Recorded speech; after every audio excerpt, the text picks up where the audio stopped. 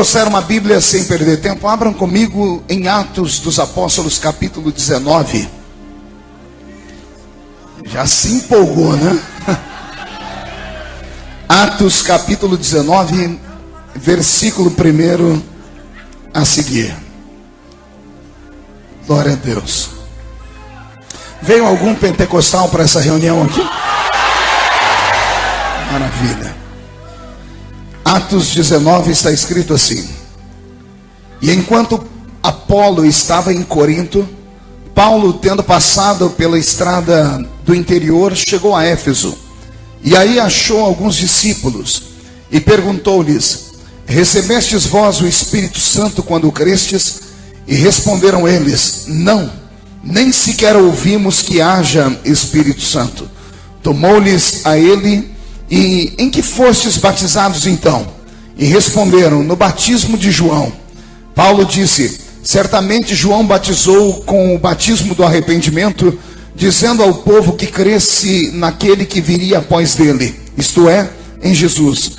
Quando ouviram isto, foram batizados em nome do Senhor Jesus. E impondo-lhes Paulo as mãos, veio sobre eles o Espírito Santo. E tanto falavam em línguas quanto profetizavam. E eram ao todo uns 12 homens. Fecha a Bíblia, coloque no banco, na cadeira, pegue na mão da pessoa mais perfumada do seu lado. Aperte a mão dela com carinho até ela falar aleluia. E já vai no ouvido do irmão e da irmã, diga para ele: engole esse chiclete. Eu avisei, fecha os olhos. Pai, nesta noite nós estamos à sua presença.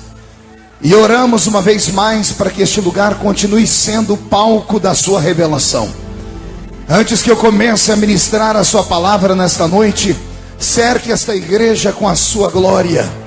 E num raio de 5 quilômetros onde houver um demônio alojado, eu dou a esses demônios segundos para sumirem daqui. Porque se não sumirem, serão queimados pelo poder da sua glória que aqui será derramada. Rasga o céu sobre esta igreja nesta noite. Manda do céu para a terra uma comitiva de anjos. Que estes anjos desçam trazendo brasas de fogo nas mãos. Comecem a esparramar estas brasas entre nós. E onde houver um crente cheio do Espírito Santo, pega ele nesta noite, Jesus, e mostra o caminho da verdadeira e poderosa adoração. Fala conosco, fica conosco. É o que eu te peço agora em nome de Jesus. E a igreja diz: os que podem, tomem o seu assento aplaudindo a Jesus porque Ele é bom. Glória a Deus. Glória a Deus. A Bíblia Sagrada tem um livro histórico no Novo Testamento que todos nós cristãos deveríamos ter as suas histórias memorizadas. Eu falo do livro de Atos dos Apóstolos. O livro de Atos dos Apóstolos deveria ter outro nome. Deveria se chamar Atos do Espírito Santo. Porque neste livro eu vejo mais a ação de Deus do que a ação dos homens. Aliás, Deus sem os homens continua sendo Deus. Já os homens sem Deus não valem nada. Em Atos capítulo 19, eu tenho uma história muito linda. O apóstolo São Paulo, o apóstolo dos gentios, está entrando na cidade de Éfeso para poder evangelizar aquele povo e trazer a eles a palavra do evangelho que pode mudar as vidas. O que poucos conhecem é que Paulo entrou nessa cidade por 2 vezes. Quantas vezes? Na primeira vez ele foi impedido de pregar na cidade, porque ele estava fora do tempo de Deus. Era desejo dele pregar no lugar, mas não era ainda o desejo de Deus que o lugar fosse impactado pela sua presença, pelo menos não naquele tempo. E quem conhece a história bíblica vai ver Paulo fugindo da cidade na calada da noite, envergonhado, porque sofria risco sob ameaça de morte. Mas o tempo passou, e aqui em Atos 19 chega o tempo oportuno.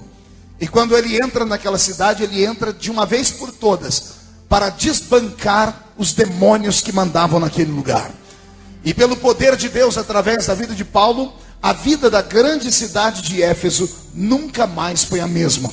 O intuito da pregação desta noite é que quando você voltar para a sua casa, quando você entrar no seu reduto, no seu reino, você volte para mudar a sua casa da água para o vinho.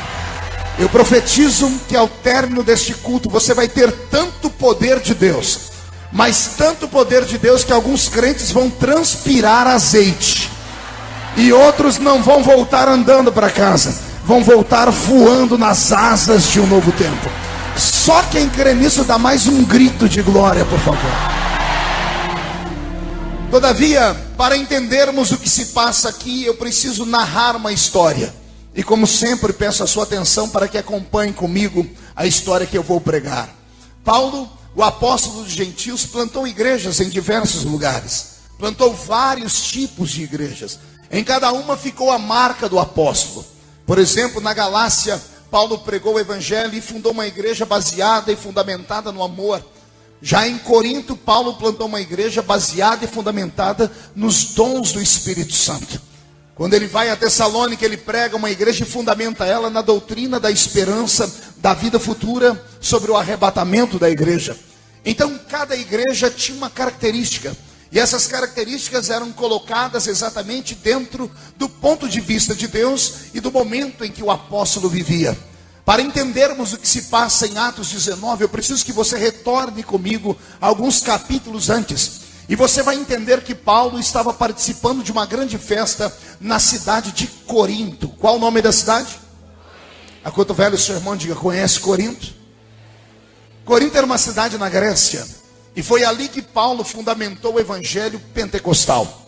A igreja de Corinto foi fundada com tanta graça, com tanta glória, que para você participar do culto, você tinha que chegar antes do culto terminar de fato, e pegar uma senha com um diácono na porta da igreja. Pergunte para quê? Só falo se todo mundo perguntar. A senha era para você saber qual era o momento que você poderia profetizar. Não entendeu? Eu vou repetir. Era para você saber qual era o momento que você podia exercitar o dom profético que havia em você. Como assim, pastor? A igreja de Corinto tinha tanta glória e tanta graça que todos os membros, do maior ao menor, eram cheios do Espírito Santo. Consegue imaginar um culto na igreja de Corinto? Vamos tentar imaginar. Olhe para o irmão da esquerda. Você está em Corinto agora. Olhe para o irmão da esquerda. Cuidado, pergunte por quê. Esse aí tem o dom da revelação. Olhe para o da direita. Esse tem o dom de interpretar línguas estranhas. Olhe para aquele que está naquele canto. Aquele tem o dom de operação de maravilhas. Olhe para aquele que está naquele outro canto. Aquele expulsa demônios com força.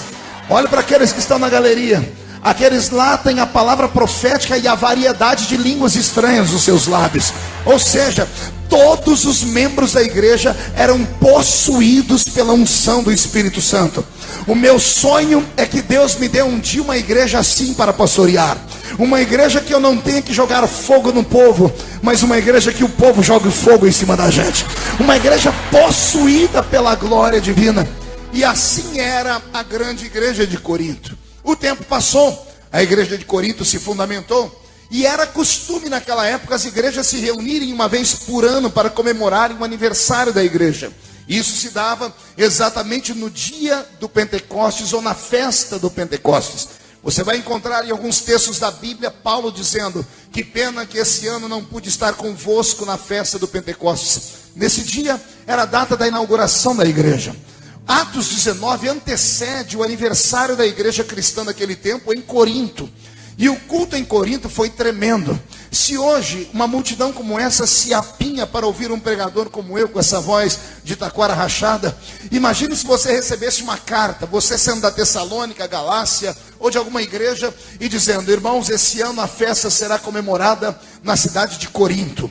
E o pastor da igreja de Corinto será um anfitrião da festa. E ele então envia o convite dizendo quem serão os pregadores da festa. Imagina ele dizendo: a festa será de apenas um dia, teremos 4 cultos. Teremos 3 cultos como de ensino e um grande culto evangelístico à noite. Pregadores: Pedro, João, Paulo e Apolo. Não, você não entendeu? Eu vou repetir. Já pensou você receber uma carta e falar: gente, quem nós vamos ouvir hoje? Pedro, João, Paulo. Era uma festa.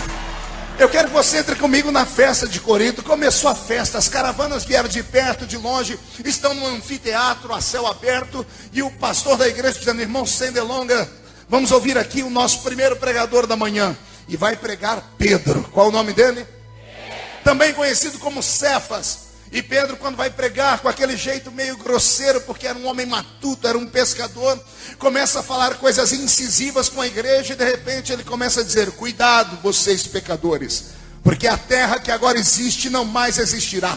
O céu e a terra passarão através de um estrépito e grande alarido, e os elementos ardendo em fogo desse mundo se desfarão, e Deus punirá os pecadores com esse fogo. Se você abrir as epístolas de Pedro, você vai ver que ele era efusivo acerca da santidade. Pedro não abria concessão para o diabo. Pedro sabia do que o diabo era capaz de fazer com um crente meia boca, e por isso ele dizia: santidade já.